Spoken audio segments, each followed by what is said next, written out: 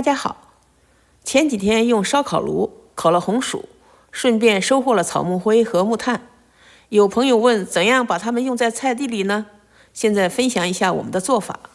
从前一个视频可以看到，我们并没有把所有树枝都烧成了灰，而是提前灭了火，这样就留下了一些比较大块的木炭。因为灰和炭对菜地的作用不同，为了更好地发挥木炭的作用，需要把大块弄成小颗粒。老公开始在旧的锅里把木炭砸碎，但费时费力。后来又想了个新办法，把水先浇上，然后把它倒在铁丝网上，用砖砸，效率就高多了，而且也没有多少粉尘。一会儿弄了不少。那么这个铲进来以后，你可以看啊，就是说它相对来讲还是比较细吧，比较细一些。对，否则大块的丢在地里面，它这个大块不好，而且要用的很多。处理好了木炭，下面就来看看怎么应用在菜地里。这两个，一个是草木灰，一个是木炭，这是敲碎的这个木炭。你可以看到木炭比较黑，这个大颗粒的这个表面还闪亮的，因为它这个有点反光的。那这个呢是草木灰，你看一点光亮都没有，而且呢有些是白白的，这就是草木灰本身就应该白色。为什么这个好像一团一团的？主要就是为了使用的时候呢，防止它这个粉尘跑出来，所以呢我这个都是比较潮的。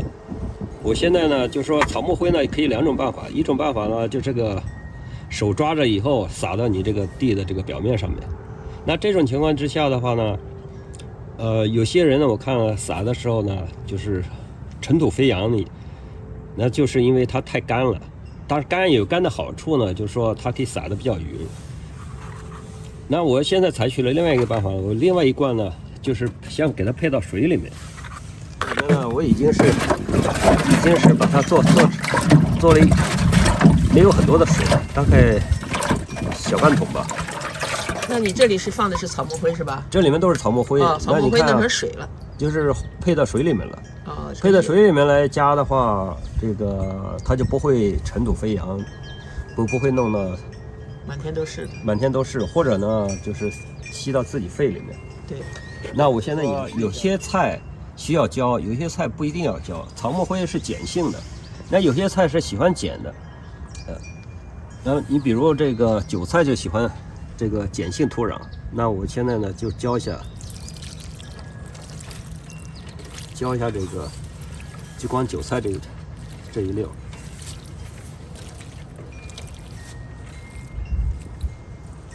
这样浇有什么好处呢？就是说浇了以后呢，它很快有一部分就跑到土里面了，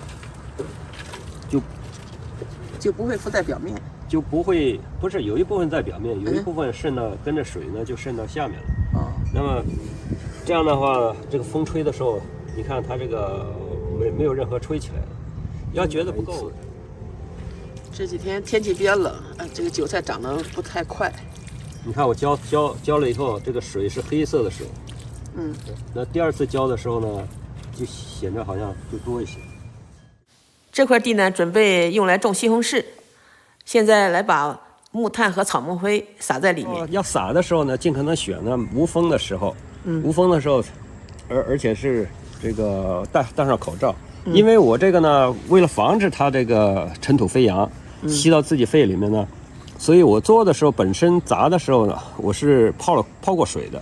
那泡过水的它就比较潮的话呢，我来撒的话，你看我现在这样撒，是几乎是没有这个，就是没有粉尘出来的，这样就比较安全，而且不会飞得满世界都是。就是我还是要混合的吧？先撒上去，对，先撒上去以后再混合。然后这个木炭，你再说一下它的跟草木灰有什么不同？加在地里头啊？草木灰呢是肥料，因为它这个是草木灰是肥料，是天然烧出来的。这个木炭不是肥料。木炭里面含了一点点草木灰，因为不可能烧的时候，表面它是有些草木灰，也能当一部分肥料。有一部分是肥料，但大部分情况之下呢，它是作为土壤的这个改良土壤的改良土壤用的。OK。那我现在演示一下呢，就是说你稍微爬一下，它就混了。但是混多少呢？我看了工业的这个卖的，他就说可以混了这个1比10的这个比例。那1比10的话呢，草木灰就是木炭要用到很多的，我们这儿哪有那么多呀？所以有多少先加了多少。反正假如要是按照这个，要按照1比10的这个比例加的话，那当然就另外一个，就像固碳的这个作用就有了，就说把这个二氧化碳这个不让它释放出来。木材里面不是有很多这个二氧化碳吗？那么我呢就是把它加了土里面，而且它分解的几乎不分解。要是碳化非常完全了，它就不会分解了，所以它就把二氧化碳等于相当于固定在这个土壤里面用的材料。然后呢，这个生物菌呢，它会富集在这个生物炭这个孔隙里面。那么因为它不大容易降解，那么它这个就是每一个小颗粒就变成了一个小加工厂一样了。它可以把这个土壤里面的其他有机物质呢转化成你所需要的这个肥料，甚至有一些呢，它可以要是接触到空气的话，它可以把空气里面的那个氮气呢转成这个氮肥。空气里面的这个氮气的话呢是不能直接用的，氮气的话那个植物吸收不了，它不像植物需要氧气，需要二氧化碳，那么人是只需要氧气不。那么氮气的话呢，因为氮这个原子呢，这个化学键能很强，这个植物是不可能把它降解，所以呢，这个要靠生物菌，把它降解成这个能吸收的这个氮肥，或者呢是加了含氮的这个化肥，然后通过这个生物菌的这个进一步转化成这个植物可以吸收的这个成分。这到时候就是我好比买来西红柿苗自己育的，或者是就往里栽就行了。你这个还得加底肥啊，这个是这一部分的肥料。对，这个已经加过了。我这都已经是加过了，我现在只是把这个又加。现在天气冷，还先不能种，等到暖和再种。木炭撒进去以后啊，其实草木灰也是同样的方法，也可以这样撒。但是呢，因为它比较少，所以我准备栽的时候，在每一颗下面撒一些。